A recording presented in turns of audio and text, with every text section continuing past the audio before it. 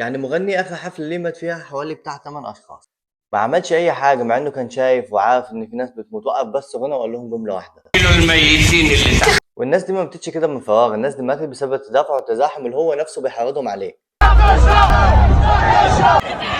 That's okay, we see real quick. Let's do it.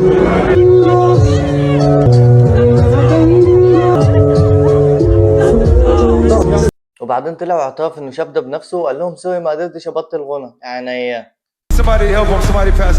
وبعد كده اتضح اصلا ان الناس دي ما ماتتش بسبب التدافع وبس، ان كان في حد بيحقن الناس بماده معينه، بحقن بماده مخدره هي اللي بتموت الناس. Do have a report of a security according to the medical staff that was out and treated him last night that he was reaching over to restrain or grab a citizen. He felt a prick in his neck. The medical staff did know that prick that was similar to prick that you would get if somebody's trying to. مع ان هو نفس الشخص يعني، في حفله قبل كده وقف الغنى واتخانق مع الجمهور بسبب ان حد خد جزمته. غير كده انه بيدعم الافروسنتريك، وكلنا عارفين مين هم الافروسنتريك، اللي هي جماعه تثبت ان الحضاره المصريه اصلها افريقي، اسمها الحضاره المصريه متخلف منك لو لا هي اصلها افريقي. هي نفس الجماعه اللي عاملين الفيلم الوثائقي عن كليوباترا، اللي هي تقريبا واخده تاني 7 مرات وعشان تبقى محورها بالشكل ده وتطلع تقول ان هي كليوباترا كانت كده الله يحرقكم. قصدكم على كليوباترا اللي مش شغال الدخان السجاير صح؟ ده غير ان لبسه وكل الطقوس اللي بيعملها من طقوس عبادة الشيطان، وفي ناس بتقول ان الناس بتموت دي بتبقى جوابين للشيطان. يعني واحد زي ده بكل تاريخه وكل القصص اللي بتحكي عنه وكل اللي بيعمله بيقول ان هو شخص زبالة.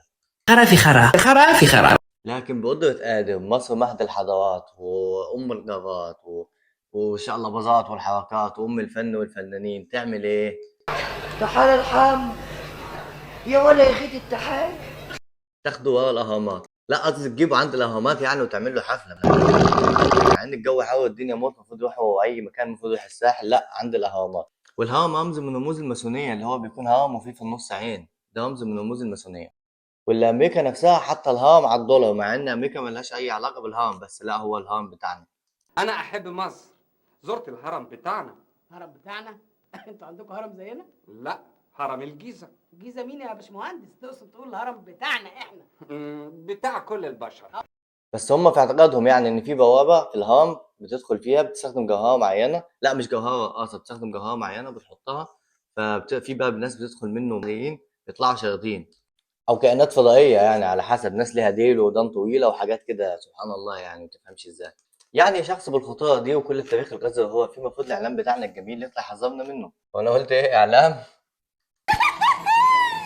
يوه نسيتوا ان احنا ما عندناش اعلام اصلا، احنا عندنا حمامات عامه، فبما ان الحمامات ما بيكونش فيها غير الوساخه فهم بيلمعوا الوساخه. ترافيس سكوت الاهرامات يوم 28 حفلات كبيره تقام في مصر، ده رابر مشهور. اعتقد ضايع من اللغاليغ، واللي كنت اصلا عارفه مين ترافيس سكوت، انت فاكر اصلا موهم حوار جديد.